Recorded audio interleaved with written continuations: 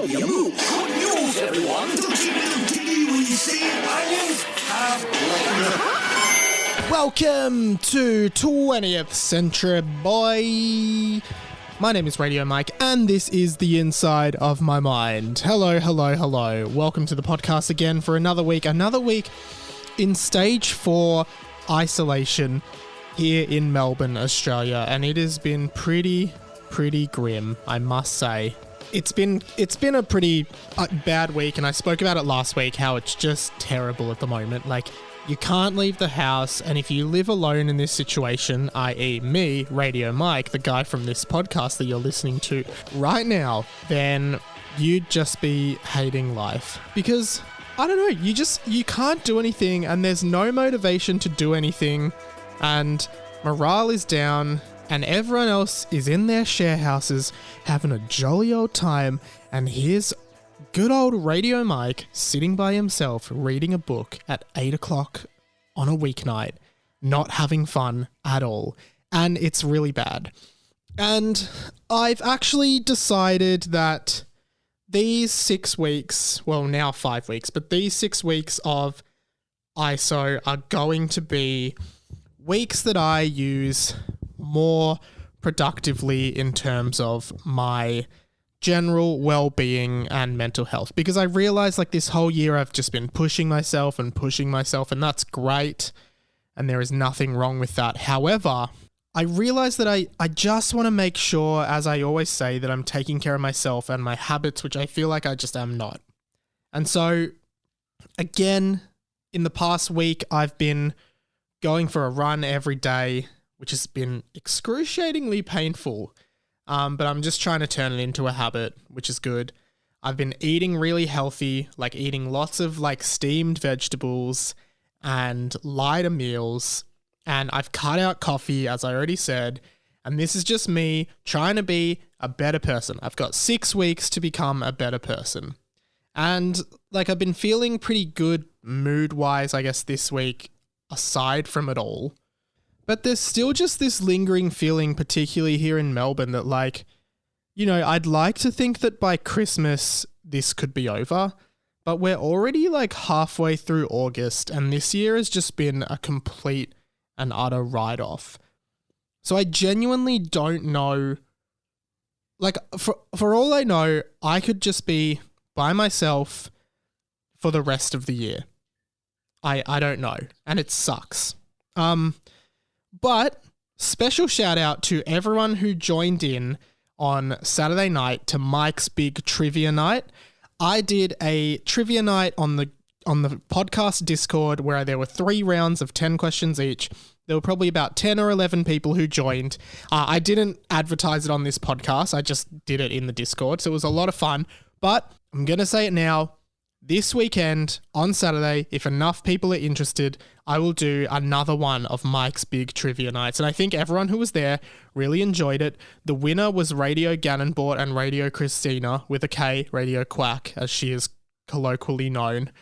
They are the podcast's first couple. They met via the podcast, and they won the trivia night, which I thought was very awesome. There is a Release the Sound sticker as a prize. So definitely join in. That was a lot of fun, and I want to do it again. And one of the, well, I'll give 2 of the questions to the podcast listeners, 2 of the questions that I used in the trivia night the other night, and you can send me a message if you know the answer to either of these questions. The first one, which caught a few people out, I'll do 3. I'll do 3 questions. So the first question that I will give you is, in the song Killer Queen by the band Queen, where does the Killer Queen keep her moe and Shandon?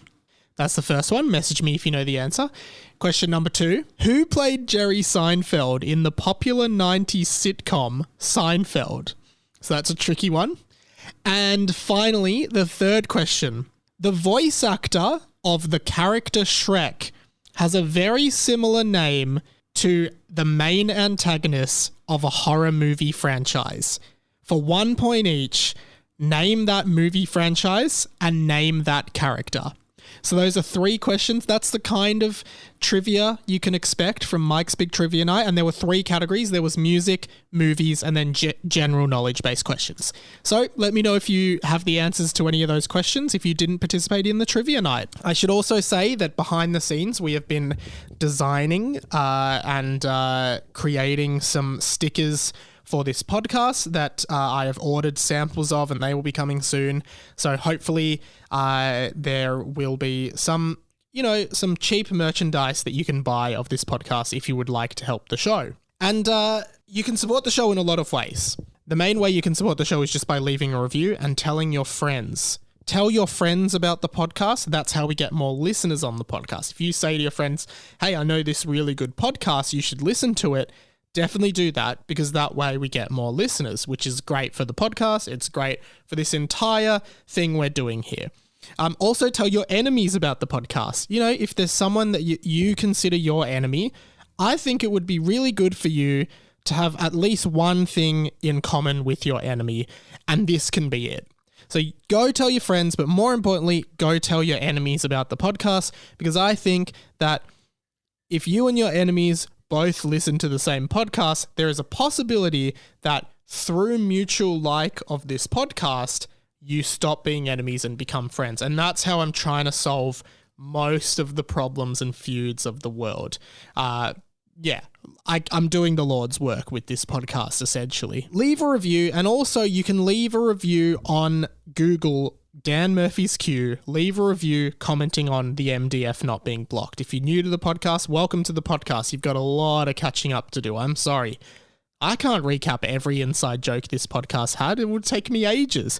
You're going to have to go and listen back to it all. But there were a few reviews left on Google for Dan Murphy's Q this week. One from Radio Lameco, and welcome to the radio family, Radio Lameco. Great to have you. He said, I tell you what, the only time you'd ever see not blocking the MDF more than these blokes and lasses is if you took the roof off a Bunnings. Top blocking staff, 11 out of 10. So really great review for Dan Murphy's Q, where I used to work and never blocked the MDF. And Radio Fire also said, never once seen a blocked MDF. This place is wonderful. Also, Michael is a very kind and considerate young man. Older staff could learn a lot from him. So go and leave a review. That last one is a reference to an anonymous letter a customer sent to the store about me when I worked at Dan Murphy's Q. They said that I was a very kind young man and some of the older staff could learn a lot from him. I actually can't remember if it was a very kind young man or a very polite young man. It was one of the two. I'll take either of them. Doesn't bother me at all. The other thing you can do at the top of each podcast is do a 360 on the spot. If you are listening to this podcast, you have a chance to win the podcast by doing this 360. We are the only winnable podcast. There is an amazing prize if you do win the podcast, which will only be discovered when someone wins the podcast. If you do a 360 on the spot now and you look around, do the 360. If I happen to be in the vicinity of you at the exact time you do the 360, then you have won the podcast. Congratulations. Hasn't happened yet. It's looking increasingly unlikely in stage 4 lockdown, but there is always a chance that you could win the podcast. I am allowed out of the house for 1 hour a day. That's stage 4. I go to the supermarket, I go for a run. Those are your chances to win the podcast, but you can't rig it. You can't deliberately come to where I live or to where I work or anything like that. You can't do that. It has to be a coincidence, and you have to be able to prove that it was a coincidence as well. If I can find out that you've actually... it can't be at a you can't know, say it was post-lockdown and I'm going to a concert and I say that I'm going to this concert. You can't buy tickets to the concert and purposely look for me there. That wouldn't count as a win. But if you didn't know I was going to be at a concert and you happened to see me and you happened to be listening to the podcast while at the concert, which seems extremely unlikely, then you'd win the podcast if you saw me at the concert. It has to be a series of coincidences. It can't be set up at any point. That does not count. So aside from wallowing in my own self-pity this week and just being a little bit down, but just trying generally to take care of myself, it has been a pretty busy week. we are really close to finishing up production on the Hamish and Andy Power Moves book, which I have been working on behind the scenes, and it's looking great. I'm really excited to get that out. And just as normal, cutting up podcasts, getting stuff out during the week for people, and just, just getting by and doing my job, essentially. But this week, and same day as this release, I was on/am on the Hamish and Andy podcast, filling in for Jack, who was sick this week. So I am paneling the show and filling in for an entire episode. And, no major Mike moments, but I do pop up here and there. So if you're a fan of Mike, go listen to the show. If you're a fan of Hamish and Andy, which you probably are, then go listen to that episode. It's episode 104. It came out today. Some really good moments, some really good flashback moments to the unable to boil an egg moment on the Hamish and Andy podcast. For those who don't remember, I couldn't boil eggs. It was not my fault, but I could not boil eggs on the Hamish and Andy podcast. And, this is how I was introduced on the show at the top of the show this week. Ahoy to Radio Mike stepping in. Hello, thank you for having me. Podcast Mike. It's a pleasure. Mike, you feature on the show before. Many people would be a fan of your typing, your speed, Yes. your words per minute. Yes. Amongst other things, your inability to boil the egg. You've had a couple of career I best. still get that all the time, by the way. So you I should. hope so. You're Australia's second most famous egg boy.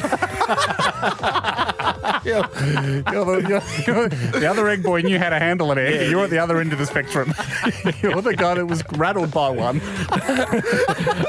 It's funny how much the egg moment on Hamish and Andy has started to define me as a person to people who don't really know me but listen to their podcast.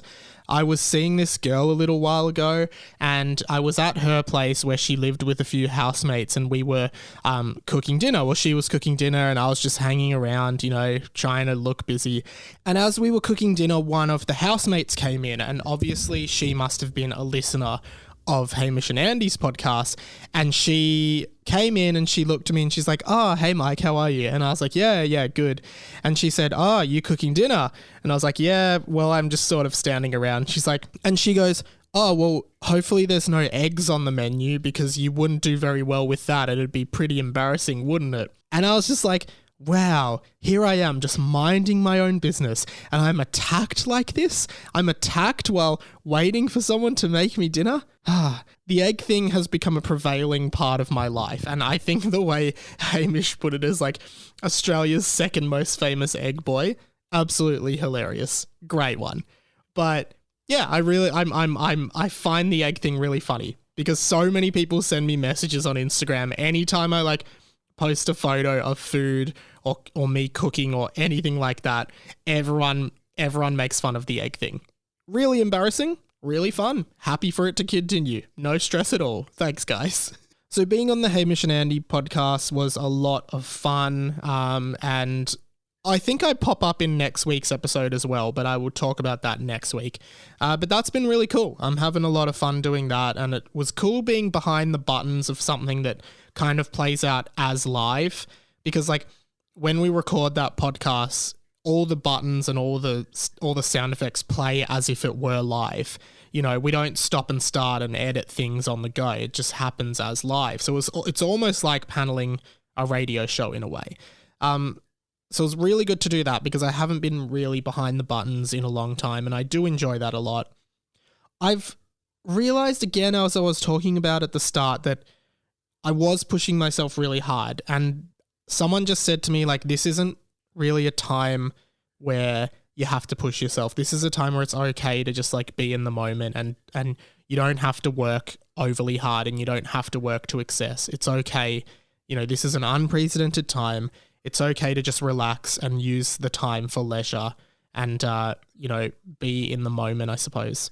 And that was a really good thing to hear. So I've started doing this thing where basically from about 6 p.m, I'm done with work for the day. That's it. Work's done. Now I'm just relaxing and doing what I want to do. And one of the things that I've been doing, which sounds so weird to me, is I've just been watching a lot of free-to-air TV. And I barely ever watch free-to-air TV at all. I barely ever watch it. In fact, I didn't even have a TV aerial in my apartment, so I like couldn't watch free-to-air TV. Then I got one and I set it up, and I realized that like Channel 7 here in Australia does like 3 episodes of Futurama and The Simpsons in a row from like 6:30 till 8 o'clock every weeknight. So pretty much I've just been sitting in the TV, playing Switch, and just watching old episodes of Futurama and The Simpsons and just relaxing and indulging in that. And there's something about free-to-air TV that really calls home. Like in the age of streaming, in the era of streaming, and I talked about this last week, and I think Radio Jaden reached out to me, agreeing with me. And he said, I've just started the new 20th Century Boy, 100% feel the same way with knowing you could watch a show or read a book but feeling overwhelmed for choice. I always just try to have a few shows that I could watch, so at least crossing them off feels like a small achievement. And also then you don't waste so much time scrolling through Netflix and finding something. And that was like this problem I was having. There's so much stuff to watch and I can never make a decision. So much stuff to do. So free-to-air TV kind of just reminds me of being young. Like, things were just a little bit simpler then. You just turned on the TV and you just had to watch something that was on. And there's kind of like this really relaxing and stress-free feeling when you're just turning the TV on and letting it run, and there's commercials, whatever, and yeah, you're playing Switch and you're just chilling and you're not thinking about having to like be invested in it. You can be as invested or not invested as you want. Like if it's an old episode of Futurama, you know, it's almost like just having something on in the background, and that show's so good as well that it's just great. And I've just been really enjoying that sort of toned downness, like just chilling, sitting on the couch and enjoying this time to just watch something I've seen before on TV, and not really worrying about finishing anything or progressing on anything, and just or work-related stuff or making content or anything. Just like indulging in that moment. So if you are in Melbourne, or if you're in somewhere where you're in a really strict lockdown case, just do that or try that and enjoy it, because I've found it really, really therapeutic. One thing I've been thinking about a lot as I've been watching more free-to-air TV in lockdown is the TV show The Project. If you're not from Australia, you may not know, but The Project is this TV show that is like a nightly news show, and it's like, it's news, but it's fun. And like they have comedians doing the news and stuff like that. And it's on every night on Channel 10.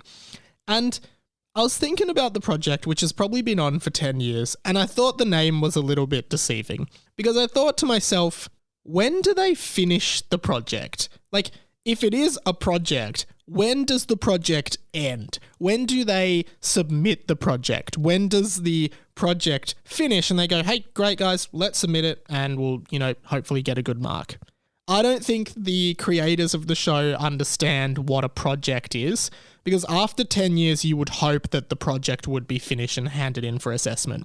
And it's like, is there someone who's like the representative of like a university lecturer or something that's ready to assess it? And when they finally go to submit the project, it's like, hey, we've done it for 10 years. Here's the project. We finally finished it. And it's like, sorry guys, that was due 10 years ago. I don't even teach at this university anymore. And also that was only 10% of your mark. You didn't show up to any of the other classes. You failed the course and it was 10 years ago. And then the hosts of the project are just like, yeah, we probably did work a little bit too hard on it. And the guy's like, yeah, well, you failed. It's like, oh, is there anything we can do? I just think that The Project as a show doesn't understand the concept of a project.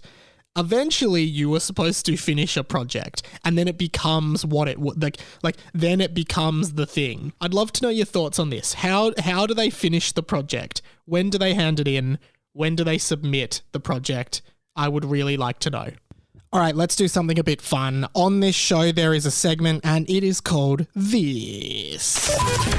Lost in translation. Lost in translation. It's Lost in Translation. In this segment, essentially, I choose a famous lyric from a famous song, put it into Google Translate it into like 20 different languages and back to English, and then play the lyrics to you, and your job is to guess what the song originally was from the translated, broken down lyrics. Last week's may have proved to be one of the easiest ones of these we've ever done, where several people, pretty much everyone who submitted got the right answer. Sometimes there's right answers and wrong answers, but this time it was pretty much universally the right answer. And it seemed like people were getting it straight away from the start. Instagram DMs, voice messages to 1-800-438-353. So many people just got this without even seemingly having to try at all. And I think it was pretty obvious, and there were a few giveaways. And I think, if you guessed, you got it. You got it right. Well done. Here were the lyrics, just to remind anyone who who didn't listen last week or who has forgotten, both of which are totally okay. She is a beautiful bride. What a bride you are. Sins, shame and humiliation turned into prostitution. Yeah. So references to a bride, references to prostitution, lots of different things in there that really left no ambiguity to the fact that the song was this one.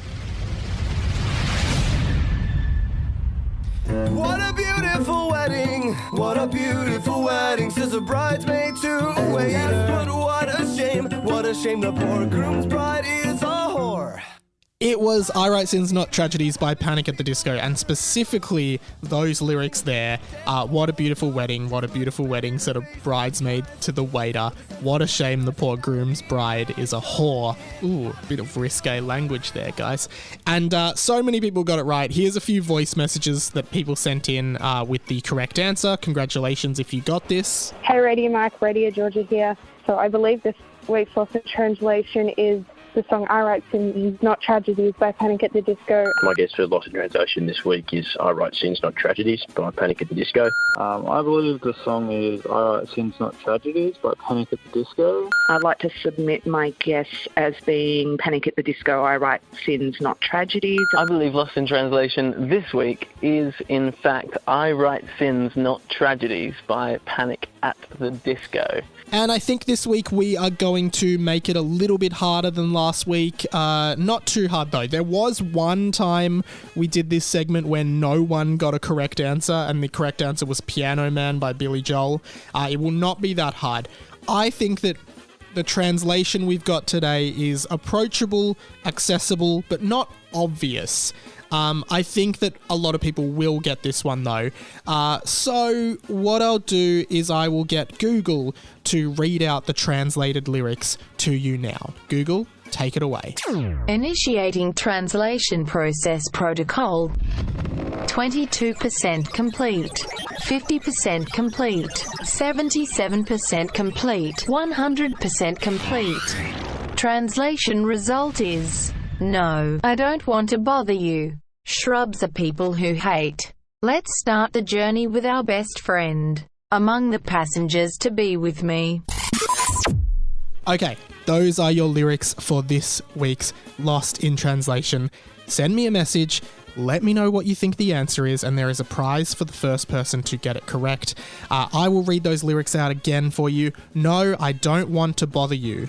Shrubs are people who hate. Let's start the journey with our best friend among the passengers to be with me.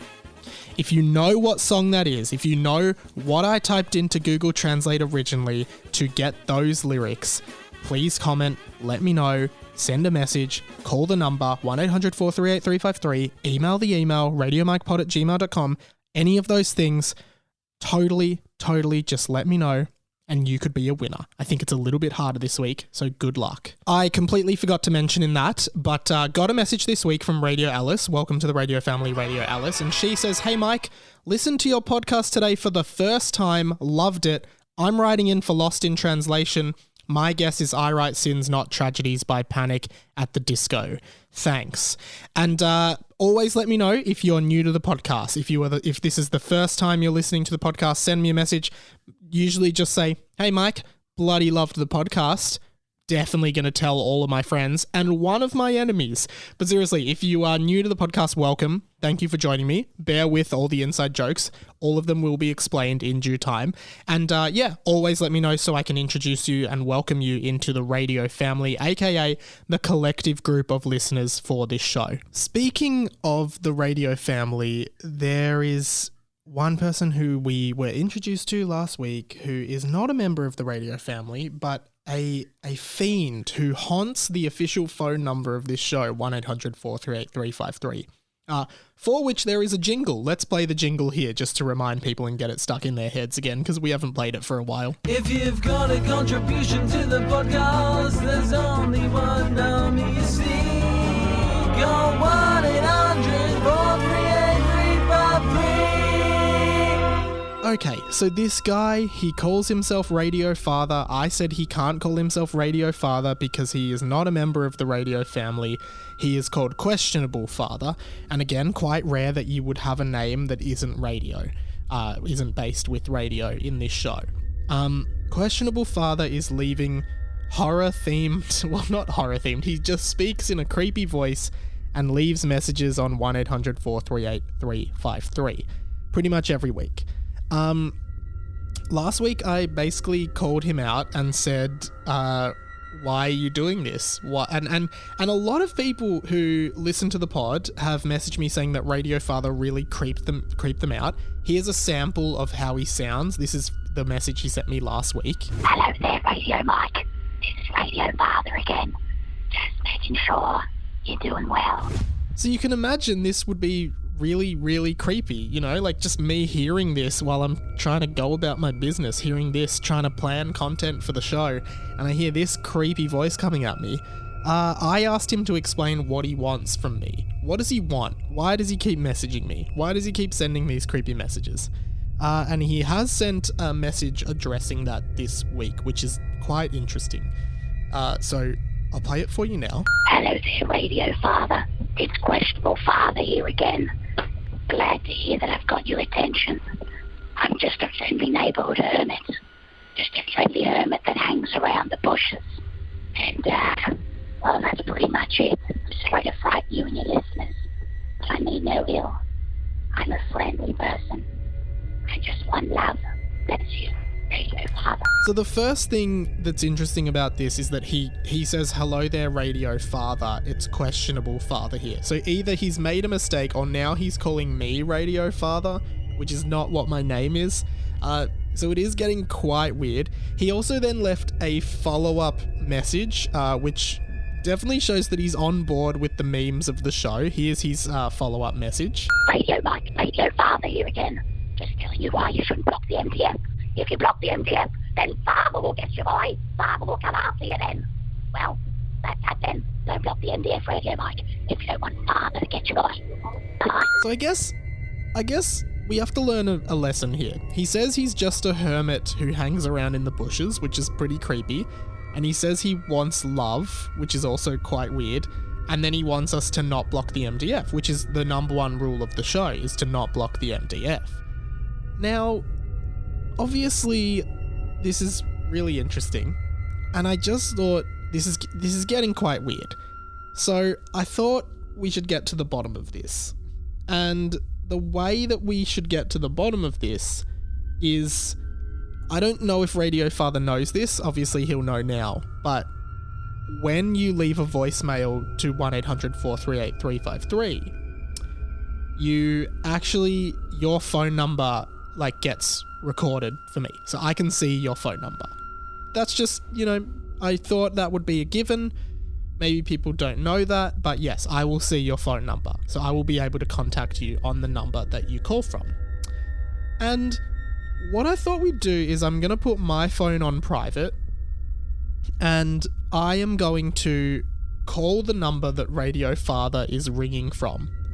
And I assume I assume it's someone doing a prank.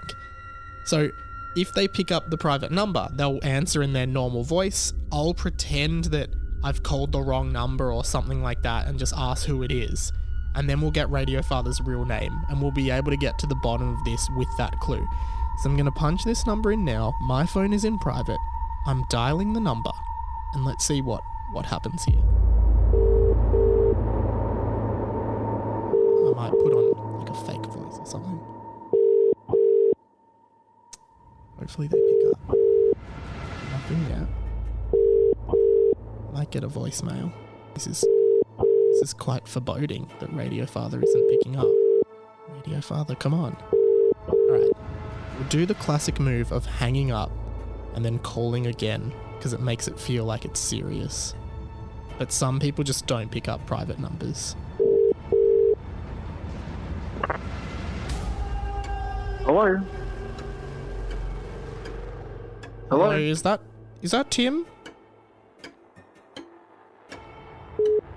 Ooh, it's not Tim. Or it is Tim.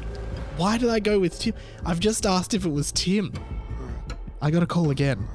I've got to do something with this. But now, okay.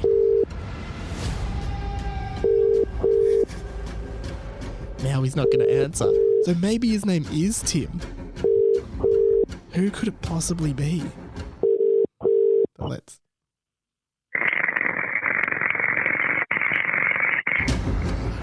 Hello?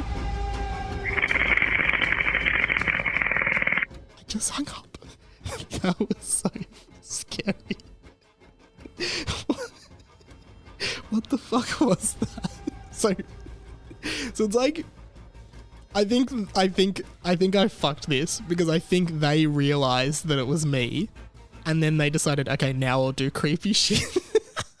I'm gonna reverse search this number in my inbox and see if this person has ever called before, like before they were Radio Father. No, there's 4 emails, like, because all the voice messages come in as emails.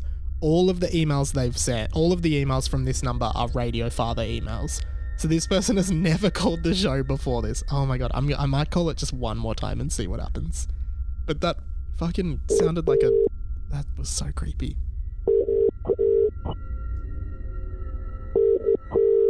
They're not going to pick up this time.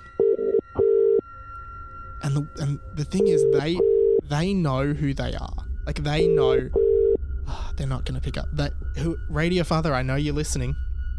You got me. You got me. You got me. I thought I had outsmarted you, but I haven't. You got me.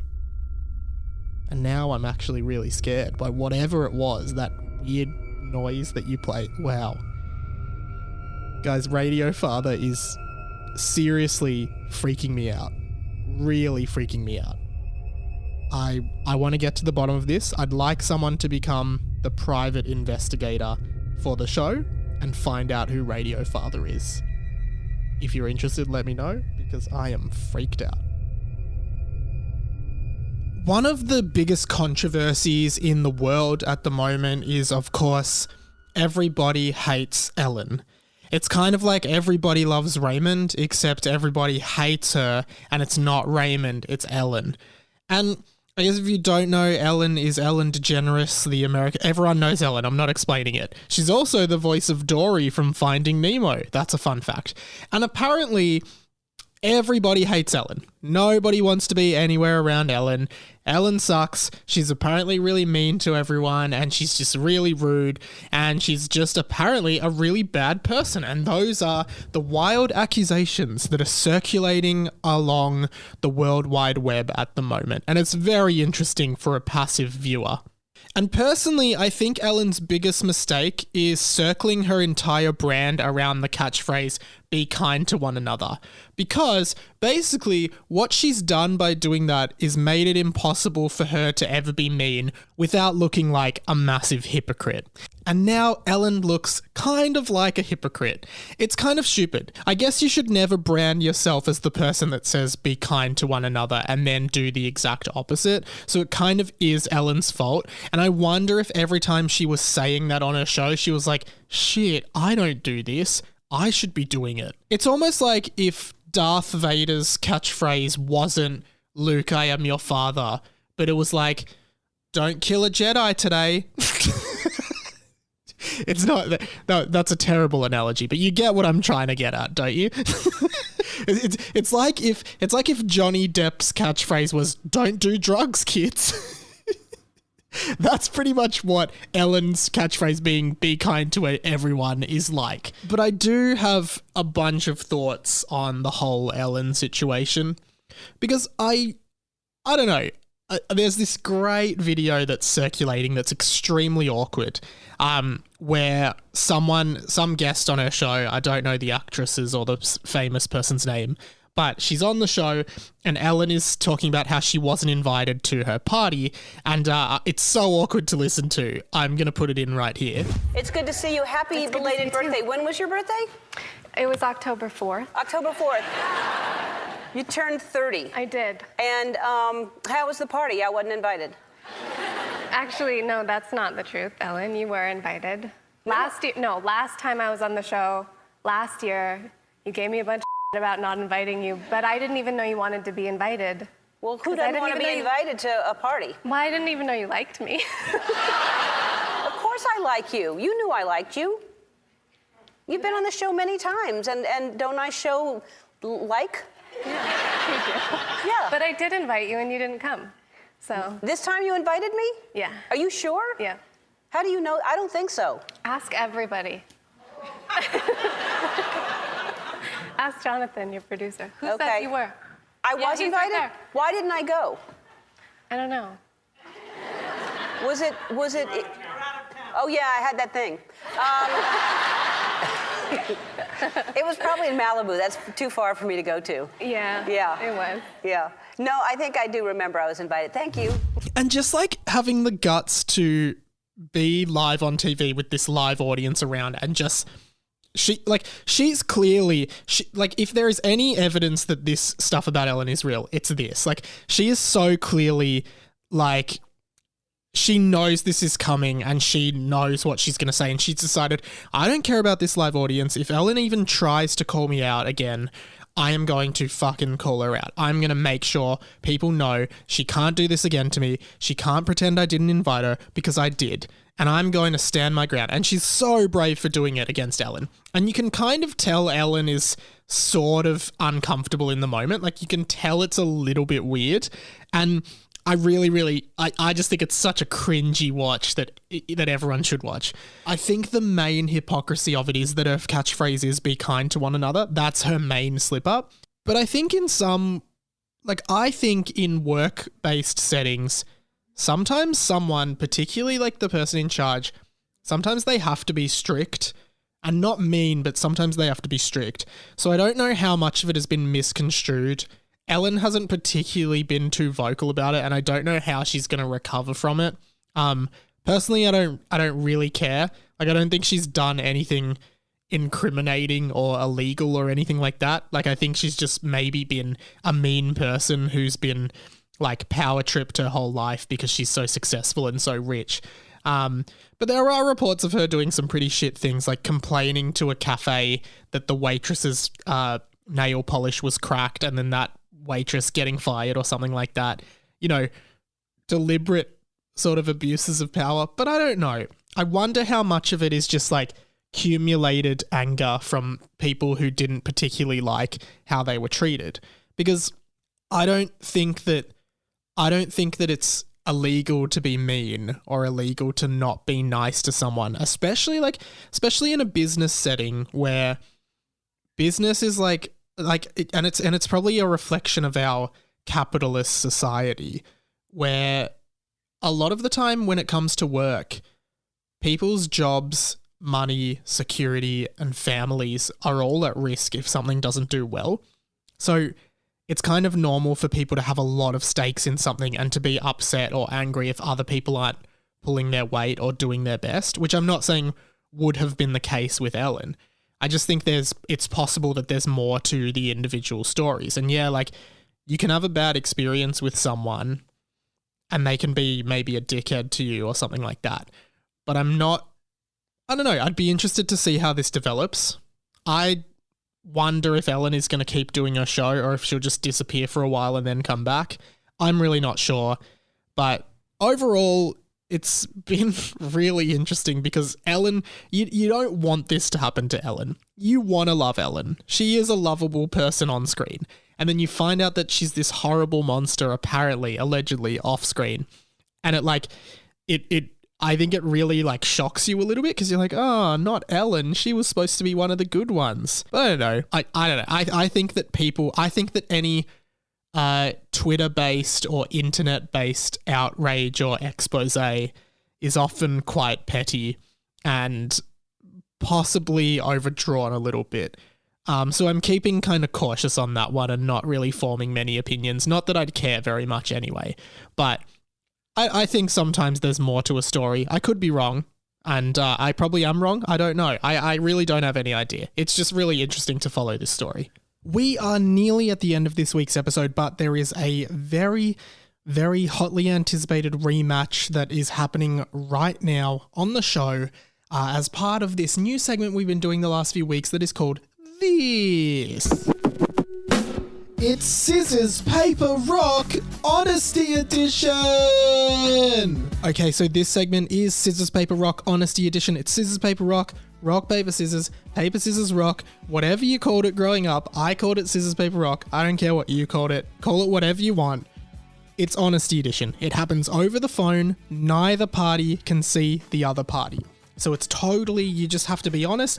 And I guess the overall goal of the game is to call out the opponent in a lie. This week, I am playing against, I'm rematching actually, Radio James. Radio James, welcome to the radio family. He played me last week and, well, here's a little flashback of how he played me last week and it ended up as a tie. So I faked him out by saying I went paper. He said he went scissors, and then I said I actually went scissors. And that was that.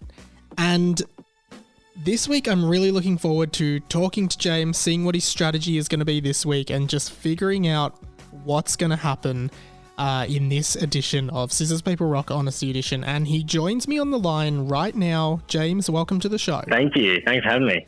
So how's your week been? Because I'll be honest, I haven't actually thought about this once. I haven't thought about it at all. Have you? Well, I thought about it like a couple of days after I heard the show. Yeah. And then I've just been training every single day, basically. How have you been training? Like, have you been playing against other people? Yeah, or just in the mirror and then lying to myself in the mirror, basically. Okay, so do you think, like, what do you have a new strategy this week? Kind of. Okay, so you've thought about it. You know what you're doing. A little bit. Yeah, cool. All right, well, look, this all could be part of the lie for me. Like, me saying I haven't thought about it could be part of the lie. Maybe I have thought about it heaps and I do have a strategy and I know I'm going to win. Who knows? But yeah, like, I'm not letting you know which way it is, whether it's one way or the other. I guess we'll find out. Yeah, well, should we just crack straight into it? You know how the game works. You played last week. You don't need explaining or anything like that? Nah, I'm good to go. All right, great. Well, let's just,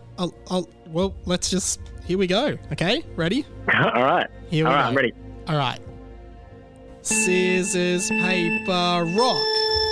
At this point, both me and Radio James were suspiciously quiet. Have you gone? I've gone. Yeah, I've gone. Yeah, cool. So have I. Cool. Yeah, cool. Yeah. Well, I've gone rock. Ooh. I've also gone rock. Have ya? Yeah. Well, I lied, and I've actually gone paper. I actually did go rock, but at this point, I decided to throw my first lie into the mix. I've gone scissors. Have ya? Yeah, I lied the whole time. I wasn't lying in the first place. So you went rock in the first place? Yeah. Oh! Yeah. He's beaten me. He has beaten me, except, has he? Because, and I didn't video this one, but I did go rock at the start. So have we got another tie on our hands? Oh no. 100%. I 100% went rock at the start. Yeah, I honestly did go rock. I mean... So we have tied. We've both just We've come out, we've tied again. This is a double tie, James. Yeah. There are a lot of other listeners who want to play this game, but unfortunately, because of you, you're going to have to come back and play next week. All right. How do you feel about that? It's the only way that we're going to really, hit the nail on the head here. We've got to really just do it, next week. Yeah, it's the only way we'll hit the rock onto the scissors. to use a more apt analogy. Yeah, I feel that. Well, that was a good round, though. I feel like we got a fair... Like, there was a bit of back and forth. Like, we had a rally. It was sort of like a tennis match there. It was. Yeah. Well, I wasn't expecting it to go that way. So... I'm enjoying these games. Yeah, well, I guess I'll speak to you next week. And all right, mate. Hopefully someone else gets a turn. And if they don't, it's your fault. You're currently hogging the whole game. So you put this on me. If anyone sends me a message saying, "Hey man, I'd love to play," I'm just going to tag you in the message, and then they can address their complaint to you. That's fine. All right. That's fair. Well, I'll speak to you next week for hopefully the final battle. Yeah, hopefully. All right. Hopefully. All right, thanks, mate. You better train harder. See you, mate. Bye. See you, man. Bye. All right. So before we wrap up for today, after all that stuff with Radio Father earlier in the episode, it has come to my attention that Radio Father did work out exactly what was going on. And he did know that it was me calling him. And the reason I know that is because after all of that happened, in between that happening on the podcast and now, he's actually left another voicemail onto 1-800-438-353. And I've just listened to it off air, and it's a very interesting turn of events for Radio Father, or Questionable Father, I should say. I'm going to play that voice message for you now. Hello there, Radio Mike. This is Questionable Father speaking. I figured my scary hermit's voice was a little too off-putting. I want to play a game. Each week, I will leave you a message with a cryptic clue. These clues will help you to figure out my identity. No, my name is not Tim. Here's your first riddle. I am given and I am taken. I was there at your first breath, but you didn't ask for me. But I will follow you till your death. Good luck. Okay, so he has totally reverted out of his creepy hermit, creepy horror movie voice, and now he's doing like a sophisticated horror movie voice where it's like a psychological horror where he's trying to psych us out with this fancy British sounding accent. And he's given us obviously a little riddle at the end there. And I know the answer to this riddle. And I'll just and I don't know how this helps, but the answer to the riddle that he's given us, I believe, is your name. And I wonder if this obviously is a hint possibly to his name, but I wonder if he's just going to do 3 riddles and it's going to be my name Jeff or something like that. I'm not sure. Really interesting movements here from Questionable Father. And I do want to apologize to everyone in the radio family because I completely bungled that entire operation. I reckon I could have gotten away with it. I could have figured out who he was, but I completely fucked it. Now he knows we're on to him, and he's totally changed his game. So again, if anyone wants to investigate this, let me know. I have since checked my Instagram, and I have been followed on Instagram by an account that calls itself radio.father, and there's this, he's done a story and tagged me in it saying, I want to play a game, are you in? So he's clearly inspired by Saw, and who else is he following? Oh, he's just following people associated with me, I suppose. Very, very interesting stuff, guys. This is exceptionally creepy. We have a horror movie villain stalking the podcast. Hopefully we find out more from Radio Father next week. Okay, what a show. Lots of fun this week. Go and check out that Hamish and Andy podcast. I think you'll really like it. I'm also on next week. Go leave a review for Dan Murphy's Q. And while you're at it, leave a bloody review for this podcast. There is a link. I know sometimes it's really annoying to go do it. There is a link in the description to the podcast to all the stuff that I talk about on the show, including a direct link to take you to this podcast on Apple iTunes podcasts or whatever. and leave a review there. So if you have time after while you're listening to this, just click that link and even just press 5 stars. That would be really, really helpful, and I'd really, really appreciate it. What else can you do? You can go listen to the Popped podcast. We had our season finale yesterday. Monday, Tuesday. Sorry, guys, my days are all over the place because today is Tuesday. So yesterday we recorded it. I'm recording this on Tuesday, the 11th of August. We recorded the Popped podcast finale last night and it went out today, which if you're listening to this on the Thursday, the 13th of August, when it comes out, it went out 2 days ago. And if you're listening to this in 10 years, you've just missed it. You've totally missed it, and I'm really sorry. But go listen to that. Had the season finale. Had a lot of fun doing that. We're definitely going to revisit Popped soon. It was a really good thing that we really enjoyed doing, and we had heaps of really loyal listeners, so we really appreciate that. We want to bring it back when we've got just a bit more time. And again, I talk about this at the end of every show. Slowly building things up to getting to a point where I could maybe sort of lose one of the jobs I do, possibly, and spend at least 1 or 2 days a week full doing Radio Mike content. Because at the moment, I'm just, having to support myself. There's no income from this.